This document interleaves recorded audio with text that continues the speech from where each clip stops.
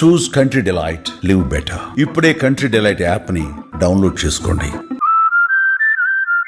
ఇప్పుడు కూటమి ప్రభుత్వానికి సంబంధించి 1 year పర్ఫార్మెన్స్ మీద కూడా చర్చ జరుగుతుంది. మీరు మొదటి నుంచి చెప్తుంది ఏంటంటే కూటమి ఎజెండాలో ఉంది కూడా ఒకవైపు సంక్షేమం, రెండో వైపు అభివృద్ధి, రెండింటిని బ్యాలెన్స్ చేస్తాం. ఈ విషయంలో కూటమి ప్రభుత్వానికి ఈ ఏడాది పరిపాలనలో మీరు ఇచ్చేటువంటి రేటింగ్ ఏంటి? 100% సక్సెస్ఫుల్ అయ్యాం. ఎందుకంటే అసలు ప్రజలు ఒక్కో సందర్భంలో మర్చిపోతారు. ఫస్ట్ పాయింట్ నేను అందరికి గుర్తు చేసేది ఏంటంటే, అసలు గతంలో మీకు మాట్లాడే స్వేచ్ఛ ఉండేదా? మీ అభిప్రాయాలు మీరు వ్యక్తపరచడానికి ఒక వేదిక పైన మీరు మాట్లాడడానికి ప్రతి ఒక్కరు భయపడేవాళ్ళు కదా. ఒక ప్రజాప్రతినిధి కానివ్వండి, లేకపోతే సామాన్యుడు కానివ్వండి, రాజకీయాలకి అతీతంగా సంబంధం లేని వ్యక్తులు కూడా వాళ్ళ ఊర్లు వెళ్ళి విజిట్ చేసినప్పుడు మా గ్రామంలో రోడ్డు బాగాలేదనో లేకపోతే ఇంకా బాగా పనిచేయాలి ఎమ్మెల్యే అనగానే ఏ విధంగా వాళ్ళు హింసించే వాళ్ళు మనం చూసాం. అన్ని దౌర్జన్యాలు మనం అధిగమించి చాలా పోరాటం చేసాం మన ప్రతిపక్షంలో. మా నాయకుడు పవన్ కళ్యాణ్ గారు అనేక సందర్భాల్లో మేము చేసిన కార్యక్రమాలు మీకు గుర్తు చేస్తున్నాను. వాటిని అధిగమించుకొని ఈరోజు ఒక బాధ్యతతోటి మన కూటమిలో వచ్చాం. సో దయచేసి ఆ ఫస్ట్ పాయింట్ మాత్రం మర్చిపోవద్దు. ఎందుకంటే డెమోక్రసీలో ప్రతి ఒక్కడి సామాన్యుడి గలం వినిపించే విధంగా మనం ఒక వేదికని క్రియేట్ చేయాలి. అది పూర్తిగా నాశనం చేశారు, వ్యవస్థను దుర్వినియోగం చేశారు.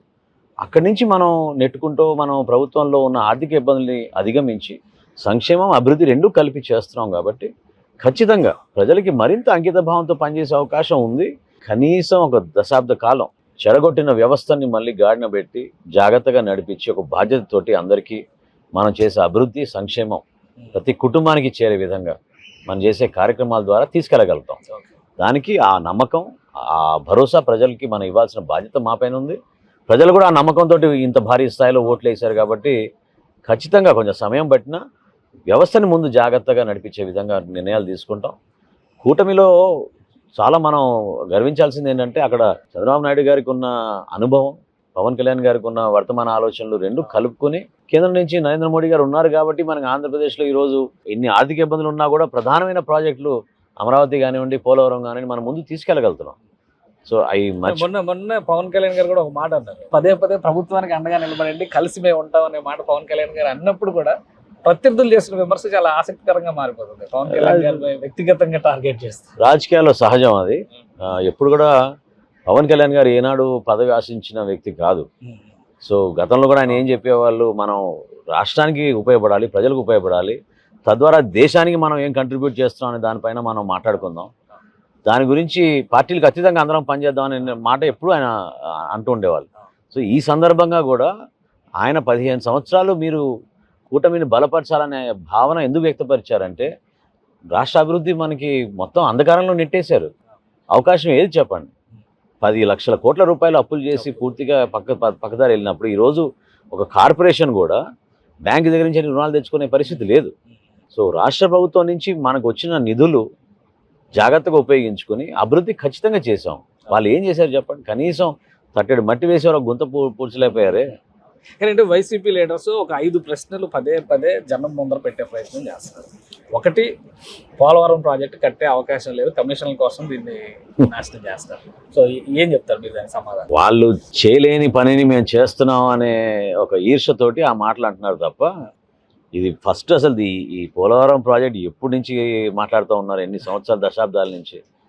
దానికి పూర్తి స్థాయిలో ప్రతి సోమవారం పోలవరం అని చంద్రబాబు నాయుడు గారు సమీక్షించి ఇప్పటికీ కూడా ప్రతి నెలకోసారి ఏలూరు జిల్లా ఇన్ఛార్జ్గా నేను ఉన్నా కాబట్టి నాకు తెలుసు ఎంత లోతుగా ఆయనకున్న అనుభవాన్ని ఉపయోగిస్తున్నారు ఆ ప్రాజెక్ట్ పూర్తి చేయాలని.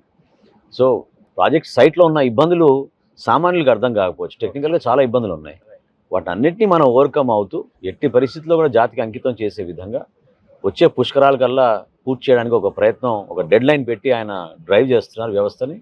సక్సెస్ఫుల్ అవుతారని నేను భావిస్తున్నాను. అటు ఇటు అయినా 2-3 నెలల్లో ఖచ్చితంగా మేము అది పూర్తి చేసే పరిస్థితి మాత్రం డెఫినెట్గా ఉంటుంది. పోలవరం రెండో క్వశ్చన్ సార్, అమరావతి పేరుతో ఓన్లీ అమరావతి జపం చేస్తున్నారు. గతంలో కూడా చంద్రబాబు నాయుడు గారు అదే చేశారు, ఇప్పుడు అదే పని చేస్తారు. ఆ రోజు పవన్ కళ్యాణ్ గారు ప్రశ్నించారు కాబట్టి భూములకి సంబంధించి ఒక చర్చ జరగడానికి ఆస్కారం. ఇప్పుడు పవన్ కళ్యాణ్ గారు కూడా ప్రశ్నించట్లేదు కాబట్టి అమరావతి పేరుతో రాష్ట్రం మొత్తానికి కూడా అన్యాయం చేస్తున్నారు అంటున్నారు. కానీ అమరావతి రాజధాని లేకపోతే రాష్ట్రానికి ఏముంటుంది చెప్పండి ఒక గుర్తింపు? ఇప్పుడు మనం ఖచ్చితంగా మనం గర్వపడే విధంగా మనకున్న రాజధాని, మనకున్న సచివాలయం, మనకున్న శాసన వ్యవస్థ, ఇవన్నీ కూడా మనం క్రియేట్ చేసుకుంటేనే కదా మనకి ఒక ప్రజల్లో కానివ్వండి, ఇతర రాష్ట్రాల నుంచి వచ్చే పెట్టుబడిదారుల గురించి అంటే వాళ్ళకు ఒక నమ్మకం కలిగే విధంగా మనం కార్యక్రమాలు చేయాలి. సో మన విజన్ ఏంటి, ఏ విధంగా 40-50 years అహెడ్ ఆలోచించి మనం ఒక సిటీని డెవలప్ చేస్తున్నాం, ఏ విధంగా తద్వారా మన భారతదేశంలో వచ్చే పెట్టుబడులు ఎక్కువ శాతం మనం ఆకర్షించే విధంగా మనం ప్రయత్నం చేస్తున్నాం అనేది మనం షోకేస్ చేసుకోవాలి కదా. ల్యాండ్ పూలింగ్ పదే పదే ఇవన్నీ విమర్శలకి ఒక అవకాశం కల్పిస్తుంది ప్రభుత్వమే అంటే ఏం చెప్తారు? అంటే ల్యాండ్ గవర్నమెంట్ తీసుకుని, బేసికల్గా land is a sovereign subject. ప్రభుత్వం ఎందుకు తీసుకుంటుంది ల్యాండ్ చెప్పండి? ఒక పబ్లిక్ ఉపయోగపడే రీజన్ కోసమే తీసుకుంటాం తప్ప ఇక్కడ వ్యక్తిగతంగా ఏం లేదు కదా. ఆల్రెడీ బిల్డింగ్ నిర్మాణాలు అన్నీ అయిపోతున్నాయి కదా. సో మనకు వచ్చే అర్జీలు ఎవరైతే రిక్వెస్ట్లు పెట్టుబడుల కోసం వస్తున్నారో సహజంగా వాళ్ళు అడుగుతున్నారు, మాకు 50 ఎకరాలు ఇవ్వండి, 100 ఎకరాలు ఇవ్వండి, మేము ఇంత పెట్టుబడి పెడతాం అన్నప్పుడు మనకున్న కోర్ ఏరియాలో ల్యాండ్ లేదు. సో విస్తరించాల్సిన పరిస్థితి వస్తుంది.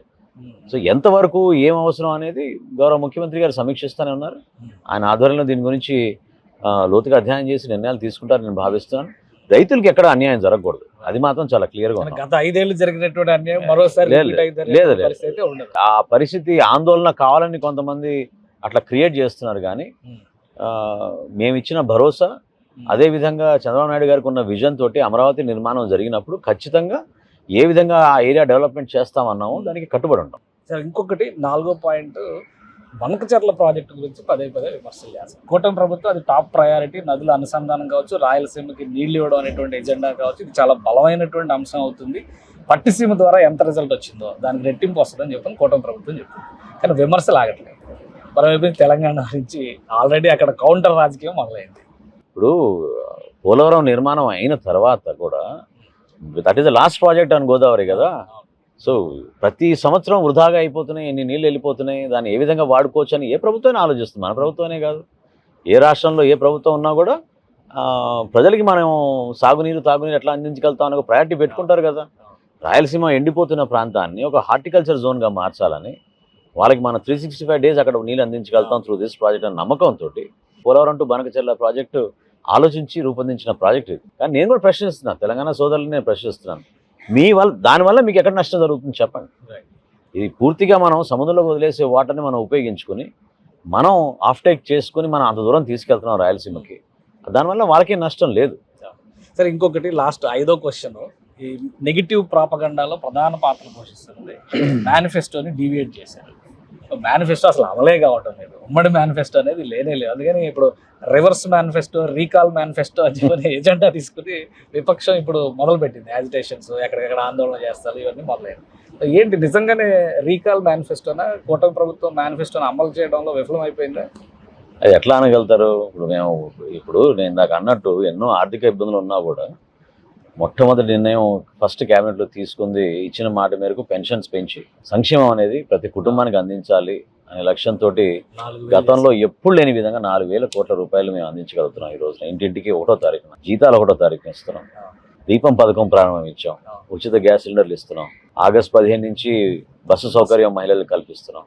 వీటితో పాటు ఈ రోడ్లు ఎంత దుస్థితి ఉండిందో, ఎంత ఇబ్బందికరమైన పరిస్థితుల్లో ఉన్నాయో మీరు చూశారు. అవార్డులు కూడా వస్తున్నాయి, వాటిని అన్నింటినీ ముందు తీసుకొచ్చాం.